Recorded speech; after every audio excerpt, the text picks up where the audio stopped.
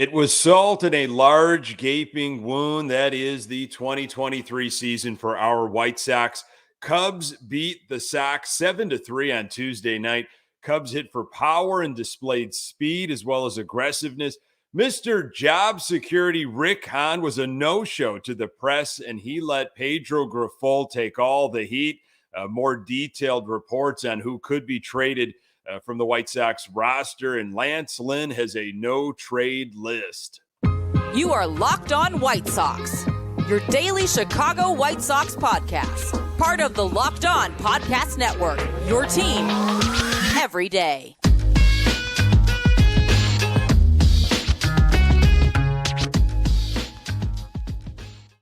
Hey, Sox fans, welcome back to Locked On White Sox, and thank you for just coming back. I don't care if it's your first listen, your second listen, your third listen, your fourth or fifth. I sure hope it's your first, but I do not blame you if you get to it later in the day because you've got other priorities. This White Sox team is bad, but we are free. We are available on all platforms. Follow us on Twitter at Locked On Sox. Also, subscribe to our YouTube channel. Just search Locked On White Sox. Today's episode is brought to you by Sleeper. Swing for the fences on Sleeper picks, and you could win up to 100 times your money. Download the Sleeper app and use promo code LOCKEDON, and you'll get up to $100 match on your first deposit. Terms and conditions apply. See Sleeper's terms of use for details. Currently operational in over 30 states. Check out Sleeper today. Hey, I'm Nick Borowski, your host, a lifelong diehard Chicago White Sox fan, recording this podcast just blocks from the ballpark in beautiful Bridgeport. You can find me on Twitter at Nick_GGTB. Locked On White Sox is part of the Locked On Podcast Network, your team every day.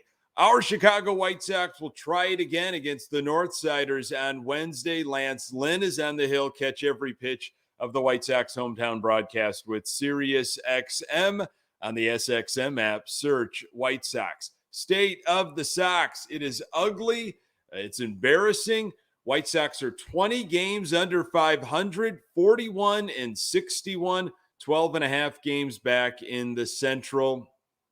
I mean, what else can you do? What else can you say?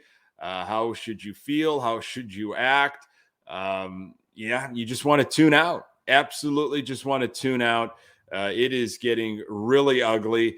And now it's just a point of like, well, who's going to be here on this roster after the trade deadline? Sox lost to the Cubs 7-3 on the South Side on Tuesday night. Hendricks was on the hill for the Cubs. And I mean, he really just rocked the Sox to sleep. Sinker, that really great changeup, off-speed stuff. I don't think he hits 90, and he definitely doesn't go over 90 miles per hour. Just really baffled the Sox. They swing early, they swing often, and that's what you have to do. You don't necessarily just have to do it against the Sox. The Sox make it easy for you. But if you could keep hitters off balance, of course, you don't need to throw 97, 98 miles per hour. And Hendricks has been doing this for a long time. There's no surprise, but he does it really well. That sinker, that changeup combo, that is tough. And he pinpoints it, and he's calling his own game. They call him the professor. He is smart about how he sets you up, and he was at his finest on Tuesday. Cubs had 4 home runs, 5 stolen bases. They absolutely handed it to Kopech and the Sox on Tuesday. It was sickening. It was embarrassing. Vaughn was back, though. Andrew Vaughn was in that walking boot as of a couple days ago. Not going to do an IL because that's not the White Sox way. He's going to grind it out. He was back out there at first base. Yoan Moncada came back. How about that? He was playing at third base just like I anticipated. I didn't expect him back so soon, that's for sure. It sounded like he was going to need a while. We're going to get to some more details on his return here in a bit. Carlos Perez was optioned with Moncada back at third base. on Tuesday. Well, Jake Berger needed to be kept in the lineup for that bat. Of course, he was shifted to second base. How about it? You got nothing else to lose, right? Except for more games. And they did that on Tuesday. More surprised that Moncada was back or that Berger went to second base. I think I was more surprised that Yoan Moncada actually came back. It was penciled right in there at third base. Here, again, a team going into the game, 19 games under 500, 12 and a half out in the division, and forcing Moncada right back into that lineup. Manager Pedro Grifol on Jake Berger moving from third to second with Yoan Moncada back from IL. Let's face it, it's the bat. We want him to go over there and make the routine play and just do the best you can because we want your bat.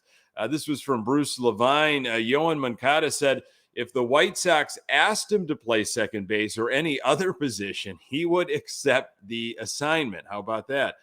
From Daryl Van Scoven of the Chicago Sun-Times, Yoan Moncada's disc issue has extended to discomfort in his glute and hamstring. Moncada said, I feel good, not 100%, but I feel good enough to play. This is something I have to deal with, but definitely feel much better now than when we started the season. So what is really going on with Yoan Moncada? Nobody really knows. He's clearly playing more hurt than any of us probably realize, and maybe he was willing to admit. I don't know. I think maybe just shutting him down. If he needs to get something serious done, some sort of surgery done to make sure he is right for maybe the beginning of 2024, so this doesn't get any worse. Maybe it's the time to do it. We're 20 games under 500, and hey, I love it. You want to come back, you want to play, you want to show your worth, but I don't know. I don't know what further damage could you be doing. But he was back out there on Tuesday. There was no Rick Hahn at the presser. I was actually pretty surprised. I thought for sure he'd just show up, talk a little bit about the trade deadline, this, that, and the other. No Rick Hahn. Just maybe there was something that happened in his personal life with family, or hopefully everything's okay health wise. But come on, if everything is fine, what are you doing? And again, what do you want Rick Hahn to say? That's what everybody says. What do you want him to say? I want him to get out there, and I want him to say what he made Pedro Grifol say. And it's on him. It's his fault. I failed. All that stuff. Just gutless. Cowardice. I mean, Rick Hahn should be ashamed of himself. This organization really should be ashamed of themselves. And there's no accountability. They don't care. But that was a sad scene right there. Grifol did talk to the media, and Grifol put this season totally on his shoulders. There's no stone unturned here. Believe me, when it comes to us trying to get this thing right, I'm disappointed. This is on me. It's simple. I sat there and told everybody we have high expectations here, and I was going to lead us to where we want to go, and it's not happening. It doesn't mean I'm going to quit. Liked what I heard from Pedro Grifol, but that should be Rick Hahn up there right in front of the journalists, right in front of the media, giving that type of talk. Ridiculous. Top of first on Tuesday. Kopech, now at this point, he looked like he was pretty amped. He looked like he was locked in. Great battle against Bellinger. Allowed a duck snort single, but that was it. Top of second. Throwing error by Tim Anderson. Then a Dansby Swanson 2-run blast. And here we go from the Cubs. Next batter, Morel. He goes yard off of a cement mixer by Kopech. That thing just spun around and around in the middle of the zone. 3-0 Cubs, nobody out. And I'm wondering, here we go. Can Kopech keep his composure? He was able to get out of the inning without further damage. Bottom second, Moncada went down swinging in his first at-bat. Vaughn with a bouncer back to the pitcher. Sox not able to match the Cubs' firepower early on. Top of third. Berger saw some first action at second base, handled it without an issue that time. Bottom third, nothing doing for the Sox after 3. Hendricks was sharp and kept them off balance with that changeup of his. Again, you don't have to throw hard. You just got to be smart, really. Top of 4, Dansby Swanson led off with his second dinger of the game, crushed a 2-0 fastball to make it 4-0. Kopech obviously fell behind, offered up a nice cookie cutter fastball. Berger was involved in turning a double play, which he handled well, a 6-4-3. Cubs stole their second base of the game off the Kopech battery. That's really on both of them. Kopech's got to figure out his approach to home, whether that's a slide step or something. He's got to figure that out. Cubs were running all over them. 72 pitches after 4 innings for Kopech. Top of 5, Cubs continue to run on Kopech and Yaz. Third swipe of the night, Cubs with a sac fly. Colas with a great throw from right field, but the tag was a late, weird lunge by Yaz where he had the ball in one hand, glove in the other. It's 5-0 Cubs. First Sox base runner, bottom of the 5th. It was an Eloy double. Fielder's choice from Vaughn got Eloy home 5-1. You got Schultens in the game, top of 7. A Nico Horner home run made it 6-1. Berger had his first blemish at second base, but it really wasn't that blemish that did the Sox in. Cubs with their 5th stolen base. Swanson continued to punish the Sox. RBI single made it 7-1. Bottom 7. TA and Robert got on second and third, nobody out. Eloy with some discipline. He walked to load the bases. Hendricks was at 84 pitches. Moncada robbed of a grand slam by Suzuki in right field. Thought he had it. I think he thought he had it. Great catch by Suzuki. He really pulled that one back there. Tim Anderson tagged up. Then Vaughn with an excuse me hit made it a 7-3 game. Hendricks was pulled, but the Sox could not do any more damage. Sac fly and an RBI Q shot. That was all they got with the bases loaded, nobody out. Grifol talked about that killer mentality a few days ago. That is when you needed it, to put your foot on their throat, make it hurt. Sox didn't do that, but what new? Bottom of 9, Sox had the first 2 on, but went away quietly. Kopech's final line, 5 innings, 9 hits, 5 runs, 4 of them earned, a walk, 5 strikeouts, 3 home runs. He limited the walks, but tacked on in the home run category. 4.44 ERA for Kopech through 102 pitches. Schultens was taxed with the other Cub runs. He gave up a home run in his 2 innings. Sox offense, 3 runs, 5 hits, doubles by Jimenez and Robert. Moncada 0 for 3 with an RBI and 2 strikeouts. Vaughn 1 for 4 with 2 RBIs. And Berger 0 for 3. Sox were 1 for 8 with runners in scoring position. White Sox still seem like they could be the biggest sellers come the deadline, but will the market present itself? More on that in a moment.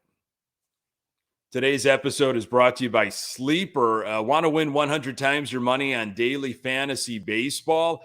Sleeper is now offering a 100-time payout for up to 8 pick contests. Choose as many as 8 players that you like and pick more or less on your favorite baseball stats like home runs, strikeouts, hits, and more. Get your picks right and you could win big. Swing for the fences on Sleeper picks, and you could win up to 100 times your money. Use promo code LOCKEDON, and Sleeper will match your first deposit of $100.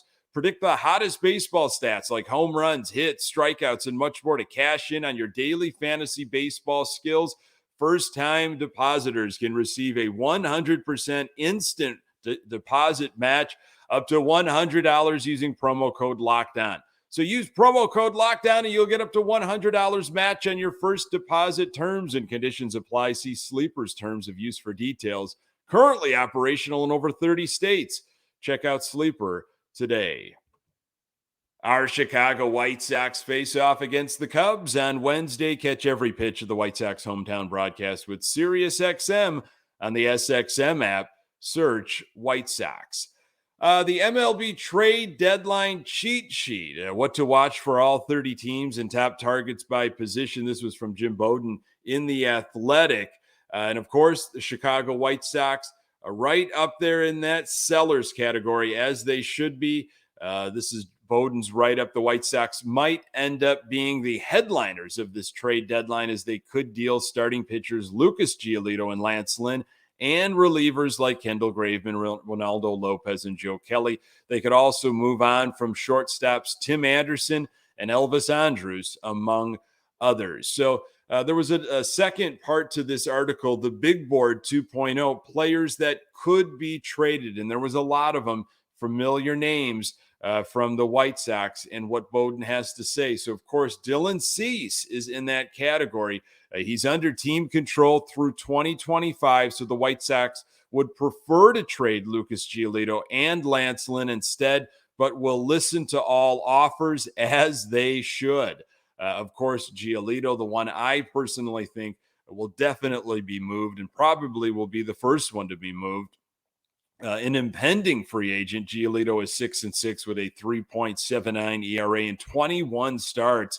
He's the most likely starter to be dealt at the trade deadline. And then you got Lance Lynn. He's 6-9 with a 6.18 ERA and has allowed 28 home runs, but can still give you 5 or 6 innings per start.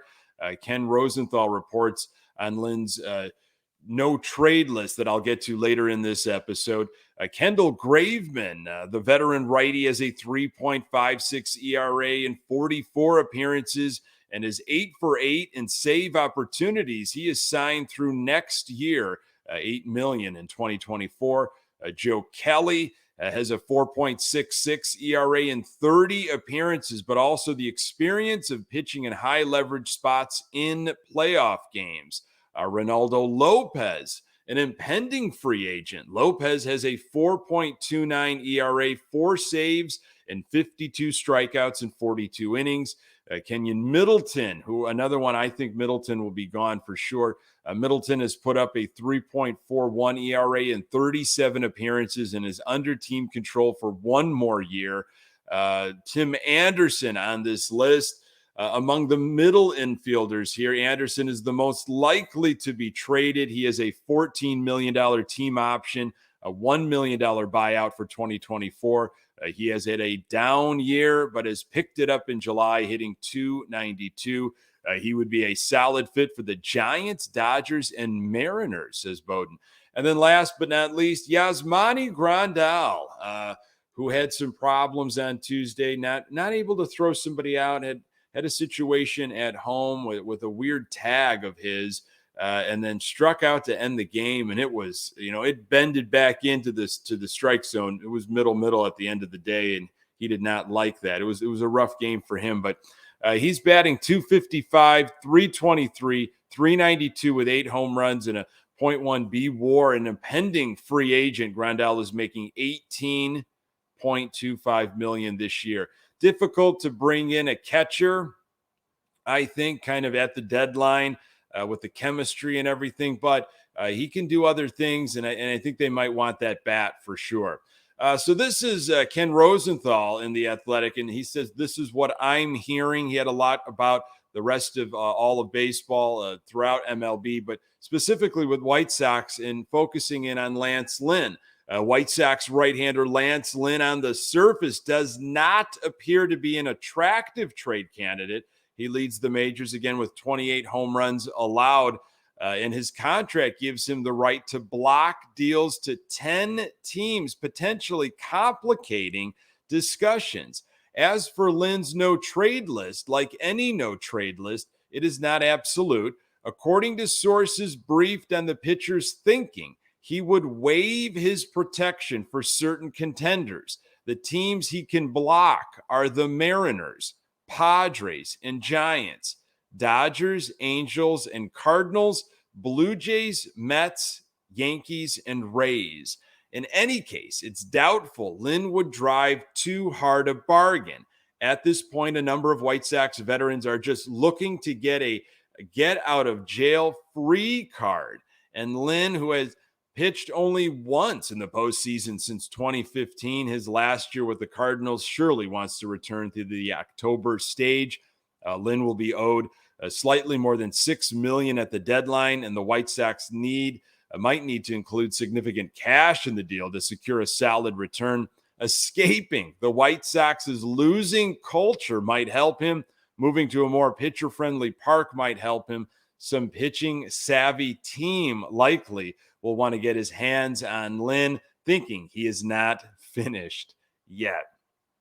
That last blurb just read like the Sox have no idea what they're doing with the talent that they have. So some other team that's pretty smart with their talent could probably figure Lynn out and get a little bit more out of him, more than what the White Sox have been able to do. So Lance Lynn, he could be making his last start in a White Sox uniform, and will Marcus Stroman also be in a similar situation? More on that in a moment. So it is the series finale, this weird 2-game middle of the week a crosstown series happening on Wednesday night on the South Side, Sox and Cubs. I absolutely cannot stand the Cubs. I'm not a Chicago baseball fan. I'm not somebody that, roots for the Cubs if the Sox aren't in it, or they're my favorite National League team. I have no love for the Chicago Cubs. That's just me. I mean, that is just me. But anyway, it'd be nice for the Sox to maybe return the favor on Wednesday and punish the Cubs here. So it is Lance Lynn against Marcus Stroman. Probably a few scouts at this game like they were on Tuesday. Marcus Stroman is 2-4 with an ERA of 4.27 and 40 strikeouts in 10 appearances versus the White Sox in his career. Of all those appearances, except one, that was when Stroman was in a Toronto Blue Jays jersey. The lone appearance in a Cubs uniform came last year in May. Stroman went 7 innings, gave up just 3 hits, 0 earned runs, a couple of walks, and a couple of strikeouts. Stroman is 10-7 with an ERA of 3.09, 105 strikeouts in 21 appearances this season. He has been pitching well. Last time we saw Lance Lynn, it was against the Twins. He went 6 2/3, 8 hits, 6 earned runs, 4 home runs, 3 walks, and 6 strikeouts. The last time Lance Lynn faced the Cubs was way back in 2021. That appearance did not go well. So who knows? I mean, Lance Lynn could get scratched at the last moment because some team just they were able to get a deal done. I think Giolito might be going on Friday or Saturday. He's penciled in right now against the Guardians. That can change. We see guys obviously being dealt, called in right from the field during the game. And it's the hug watch, hugging teammates. And that's it. We see all different kinds of strange stuff at this deadline. Sox continue to be talked about like they are going to be, the champions of this trade deadline. They are going to be unloading. And you look at this list, I mean, the amount of players that Jim Bowden rattled off, and it's not a new list, but, and then you could maybe DFA a couple guys and you just really cut the fat and run lean. It could be a completely different ball club, giving some young guys a chance, maybe trying to, prove their worth, prove a spot. So the Sox keep eyes on them in the offseason and beyond into 2024. Maybe guys that will buy into what Pedro Grifol is trying to do and put together, guys that he thinks he can coach up. I don't know. A lot of people will ask, hey, what are you looking forward to? Or where's their hope for this 2023 season? For me, I'm looking forward to a direction. What direction is the Sox team going to go in? Stop lying to yourself, stop in this, moment of limbo, ambiguity, just pick a direction. It's going to hurt. It's going to absolutely hurt. It's not something that I like. No one wants this. No one foresaw this. This is just, it's gut wrenching of what we're about to do here and what we're going to have to, weather as a fan base. I'm speechless almost. When I really think about it, it boggles the mind. How did we get here? But just do it already. Just make the decision, move on from certain guys. Hopefully you get some healthy returns, and they're guys that Pedro Grifol, if he's going to be around, and his coaching staff, these are guys that to mold a team that he wants to put into play in 2024. So I don't know if that's possible. I really don't trust Rick Hahn and this front office, but that's what we have to deal with. So make a decision, be real with yourself as an organization. It's going to absolutely sting. It's going to be horrible, but we can just move on and start into a different path, whatever that may be. And with the off season, hopefully, a fruitful off season. But as I just said that, I have to laugh at that because I know what's coming this off season, most likely, and into the winter meetings and beyond. But we'll cross that bridge another time. First things first, keep eyes on some of these deals that could be impending, and the Sox need to get back at it and give it to the Cubs here on Wednesday. Pound them 9-1. How's that? I'd love for that. In a season like that we're having right now, this is all that matters. Just beat the Cubs. Just embarrass them on Wednesday, please and thank you. Folks, thank you so very much for making this podcast part of your daily routine. You can find the Locked On White Sox podcast absolutely everywhere you find your podcasts. We are on Twitter at Locked On Sox. You can find me on Twitter at Nick_GGTB. White Sox take on the Cubs on Wednesday. Catch every pitch of the White Sox hometown broadcast with SiriusXM on the SXM app. Search White Sox. Hey, thanks for making Locked On White Sox your first listen each and every day. Hey, everydayers, you know who you are. You know how I feel about that. I absolutely appreciate you making this an appointment podcast, the audio, the video, whatever it may be, for passing it along to other White Sox fans in your life. I do appreciate it. On the next episode, I will recap Lance Lynn's outing and hopefully be celebrating a White Sox winner. Thanks for making time for the Locked On White Sox podcast. I'm Nick Morawski. Until next time, go Sox.